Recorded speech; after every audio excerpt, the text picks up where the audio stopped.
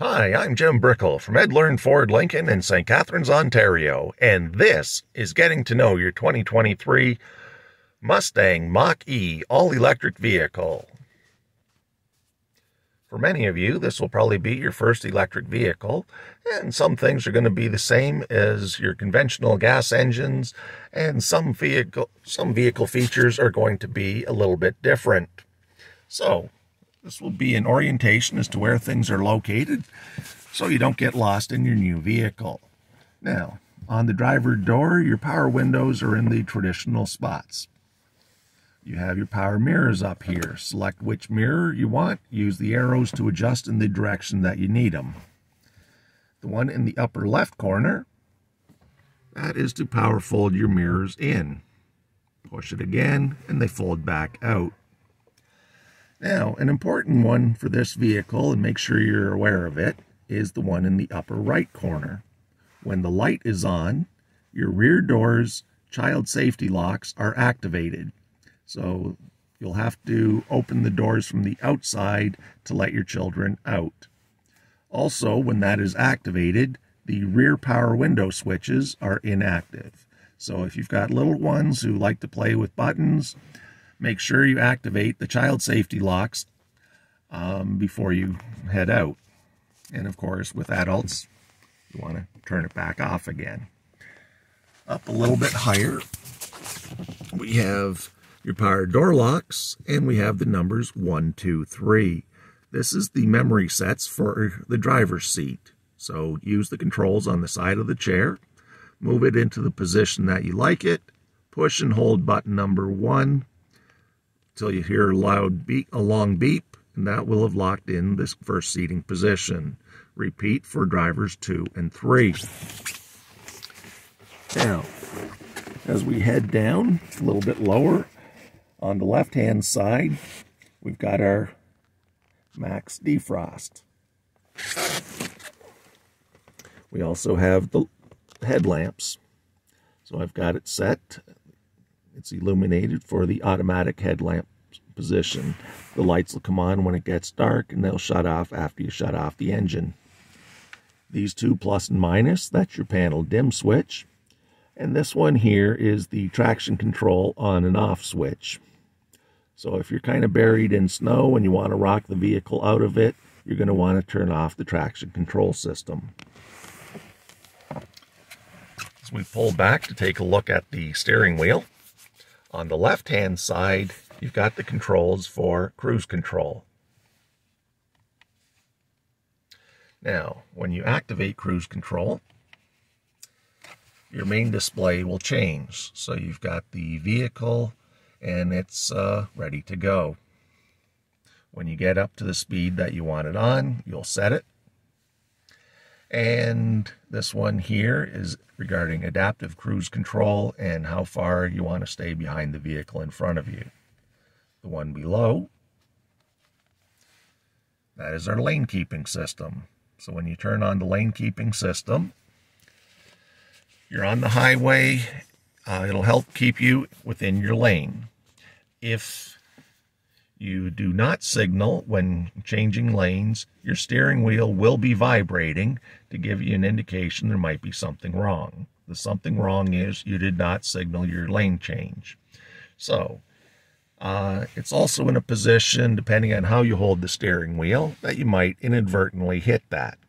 So if you have hit your lane keeping system and turned it on, but you didn't realize it, and you tried crossing the line, your steering wheel could be vibrating. So before coming to service and saying, hey, I've got this intermittent problem, my steering wheel keeps vibrating on me, check to see if you have activated the lane keeping. Now, we go to the right-hand side of the steering wheel. You've got your voice activation button. You've got your telephone, so pick up and hang up on a call. Volume for the stereo, that's up and down. And the arrows to seek to the next strongest station. And behind, you've got your front wipers, intermittent, continuous, and high-speed continuous. If you push it down once, it just does the wipers one quick swipe. And if you pull it towards you, that's where you get your washer fluid cleaning the front windshield. On the end of the switch, that is for your rear wiper. And if you push it away from you, that's squirting the rear window for cleaning. So they're now in the off position. Now, we come to our massive center screen, and your owner's manual is actually built right into the screen. So if you wanted to check something, you can type it into the "what are you looking for" bar. So in this case, I put in regarding the interior sensors. So the interior sensors detect movement inside the vehicle. The interior sensors are in the overhead console. Note, do not cover the interior sensors. If you set the cabin comfort level for your departure time and with the alarm armed, the interior sensors deactivate for the duration of the cabin preconditioning to avoid a false alarm. Now, up in the upper left-hand corner, you've got a little picture of a house. So this is considered your home screen. Now, from here, of course, you can turn on the radio, you can program a phone, your navigation, media, Apple CarPlay, Android Auto, charging information, trip energy, owner's manual, and sketch. So, when you hit the radio,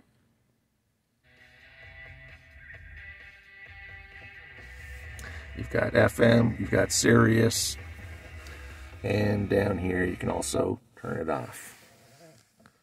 But you've got 15 presets there, so you can program in all your favorite stations, whether they're on the FM dial, they're on the Sirius, you tap them and it goes right to that station. Once again, I'm just going to turn it off. And when you brought up the radio, it also left some of your other choices across the bottom, so you can access them down there. Go back up to our home screen, phone. No paired devices. So you would hit the plus for add device and follow the instructions. Navigation. Now you're getting a map showing where you are. It's got point of interest icons, so there's a charging place fairly close to here. Where to, you can type in where you want to be going. Right now it says we're facing east. We're in St. Catharines.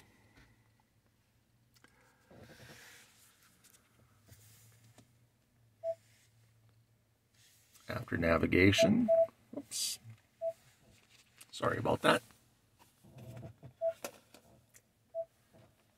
Media, no paired devices, so you can also play music off of your paired device.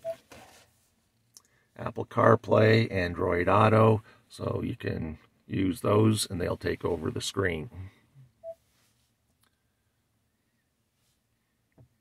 Charging, right now we're seeing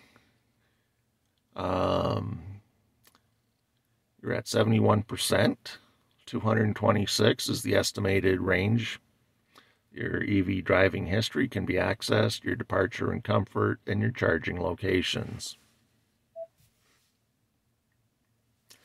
Check your tire pressure, trip energy, owner's manual, and sketch. Now, another choice up here, those are your apps, and then we have entertainment. So, sometimes it'll happen whereby you are waiting for somebody.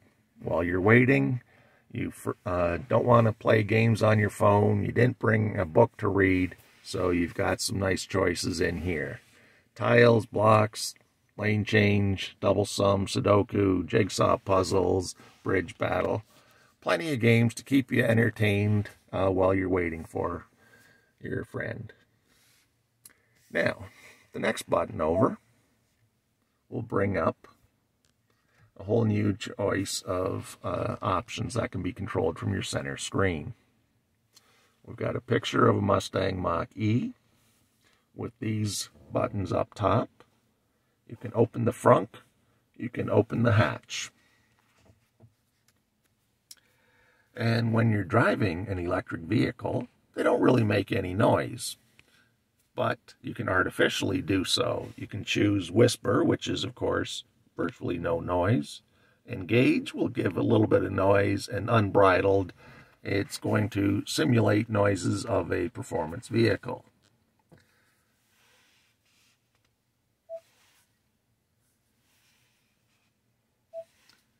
Your phone list, that will display after you've added a phone to the vehicle. The next one down is driver assist. So now, once again, you got a whole pile of choices. Auto hold. When that is activated, you put your foot on the brake, you stop the vehicle, and it'll keep the brakes held on until you actually touch the accelerator pedal. So if for whatever reason you needed to move your foot off the brake, you can when you're using the auto hold. Next one down is cruise control. It's saying the word adaptive cruise control. You've got normal cruise control, adaptive cruise control. Normal, you just set the speed. Adaptive, you set both the speed and the distance to stay behind the vehicle in front of you. Lane centering with hands-free. Right now, that is turned to the on position. So, while you're driving down the highway, it can keep you centered within your lane. You need to signal if you want to do a lane change, and I don't recommend it, but temporarily you could take your hands actually off the steering wheel for a very short period of time. That's the hands-free portion there. Activation prompts are turned on. Predictive speed assistance. Now, if you're not sure what that means, you can always hit the I next to it. So, predicts upcoming road curves, turns, or changes in speed limit, and adjusts your vehicle speed accordingly. So, pretty cool technology. In lane repositioning, lane change assist, a speed limit assist, lane keeping system, rear view camera delay, blind spot information, cross traffic alert, reverse brake assist, and driver alert. So all of these things you can turn on or off. If you're not sure what they are, once again, just hit the I next to them for more information. The next one down is vehicle. So this time, vehicle power down timer, rear occupant alert. When you shut off the vehicle, it's going to tell you to check for rear occupants. If you never have people in the back seat, it might be a little bit annoying that every time the vehicle is telling you to look for people, so you can turn that off. Now, it will remind you twice a year if you about the feature and let you know if you want to continue with it being off. Easy entry exit. Once you've programmed in your driver's seat, when you shut off the engine, the seat will go back. It makes it easier for you to get out of the vehicle, and then the next time when you open the door and get in, it's in the back position. When you start the vehicle, it'll slide up to your programmed in position. The next one down is My Key. Now, with My Key, it's for a beginner driver. You can limit the top end speed of the vehicle. You can limit stereo volume. Certain things will be deactivated until everyone's wearing their seatbelt. So it's for safety reasons with beginner drivers. Then we have the alarm system. Ask on exit, Motion sensors on. So we mentioned those earlier. There are some sensors looking in the vehicle. They can't be seen by the naked eye, but you did see some of the flashing on the video that wasn't actually visible here. Remote start setup. So number one, you want to be able to remote start the vehicle, so you've got it at yes. Climate controls. Right now it's set for the last settings, and seat and steering wheel are in the automatic position. Duration is set for 15 minutes. So you can change how long a vehicle is going to stay on when using the remote setup. So you've got a choice of 5, 10, or 15 minutes.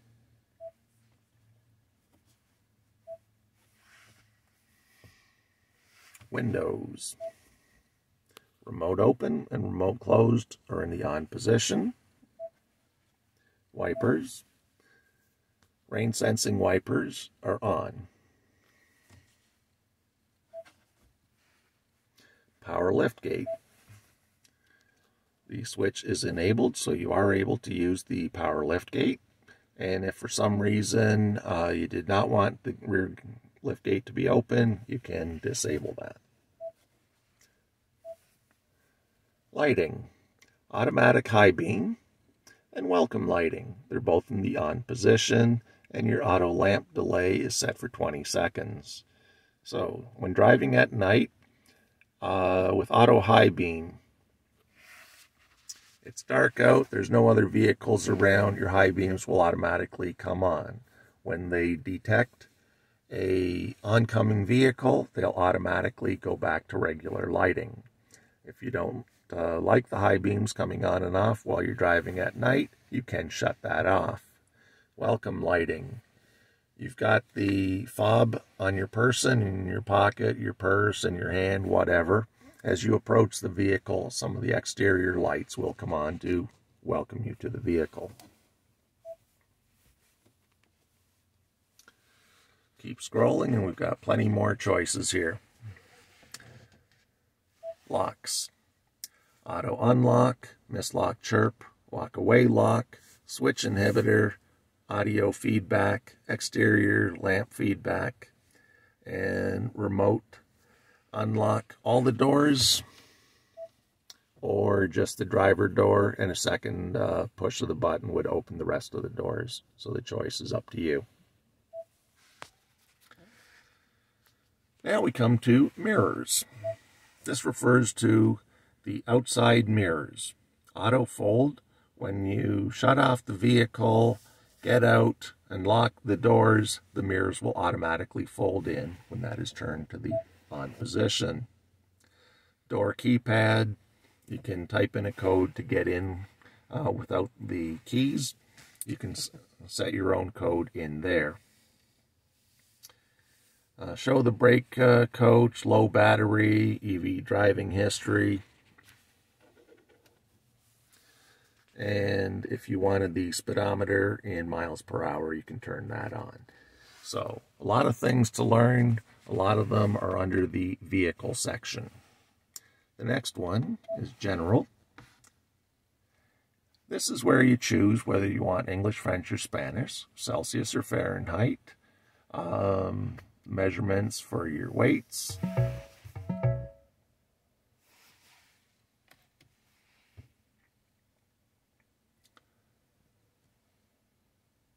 and we've got the reset and display brightness. Reset, Ford Pass Connect reset, and a factory reset. When you sell your vehicle, you want to reset everything back to factory, and that'll wipe out your personal settings. Connectivity. So, connected vehicle features, Bluetooth, wireless app protection, manage your Wi-Fi networks. So when you get the vehicle home, you're going to want to connect to your home Wi-Fi, and that will allow you to do over-the-air updates.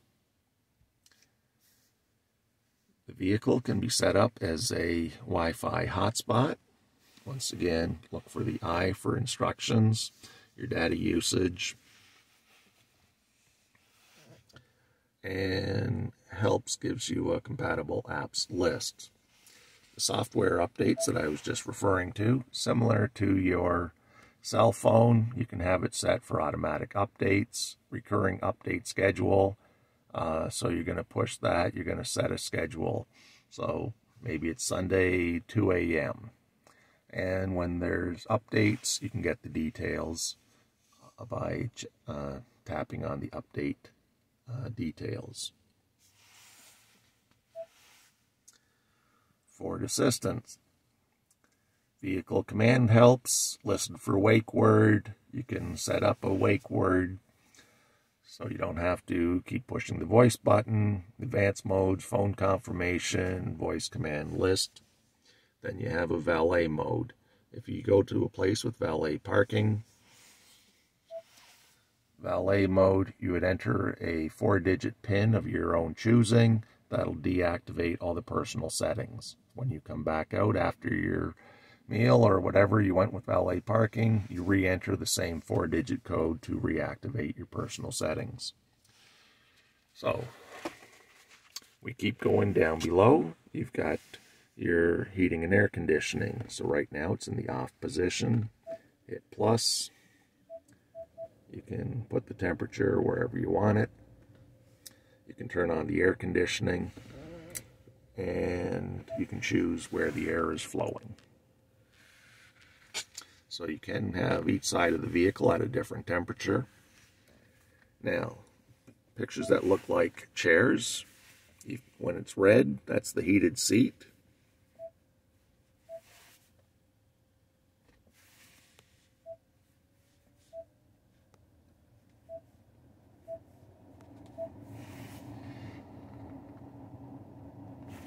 The next one over is your heated steering wheel.